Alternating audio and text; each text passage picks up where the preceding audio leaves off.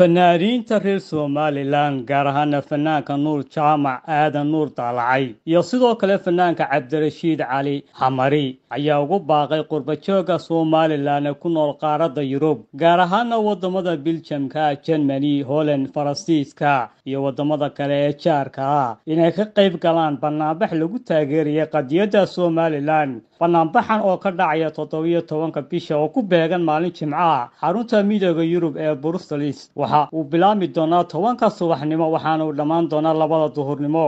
fanaaniinta oo ka hadlayana waxay yiraahdeen Assalaamu alaykum warahmatullahi wabarakatuh. Aniga ah Nuur Jaamac Aadan Nuur Daalacay waxaan halkan tahniyad iyo hambalyo aan soo koobi karin uga dirayaa dhammaan shacabka Somaliland ee aan jecelahay meel ay joogaanba gudaha iyo dibaddaba. waxaan salaamayaa madaxweynaha Jamhuuriyadda Somaliland, waxaan salaamayaa madaxweyne ku-xigeenka awowgay, waxaan salaamayaa axsaabta qaranka, waxaan salaamayaa golayaasha waddanka iyo ciidamada Jamhuuriyadda Somaliland ee qalabka sida dhamaantood. waxaan leeyahay dadka reer Somaliland ee Yurub jooga gaar ahaan waddanka Belgiumka iyo Faransiiska iyo Holland iyo Jarmalka waxaan aad iyo aad uga codsanayaa inay ka qayb galaan oo si mug iyo miisaan la uga qayb galaan barnaamijka ka dhacaya 17 bisha May Brussels ka dhacaya. waxa weeyaan waxaanu muujinaynaa qadiyadeena, waxaanu muujinaynaa xuduudeena, waxayna jawaab u diraynaa dadka Somaliland ka soo horjeeda. marka ka laga qayb galo waddankeena waynu taageeraynaa oo taageeray u noqonaysaa cadowgeena niyad jabay u noqonaysaa. marka laga qayb galo xafladda mudaharaadka.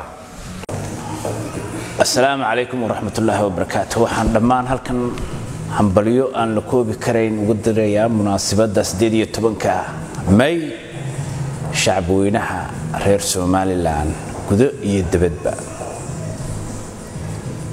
waxaan kaloo gaar u salaamayaa madaxda qaranka, golayaasha, ciidamada qalabka sida nooc kasta yihiinba. waxaan shacabka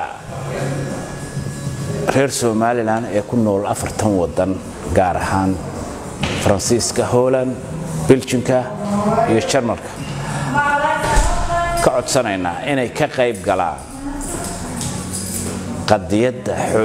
qadiyadda Somaliland ee lagu xoojinayo baarlamaanka Yurub.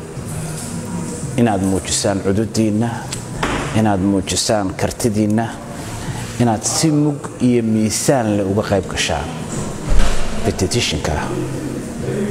aad baan idin salaamayaa. waad mahadsantihiin. Cabdirashiid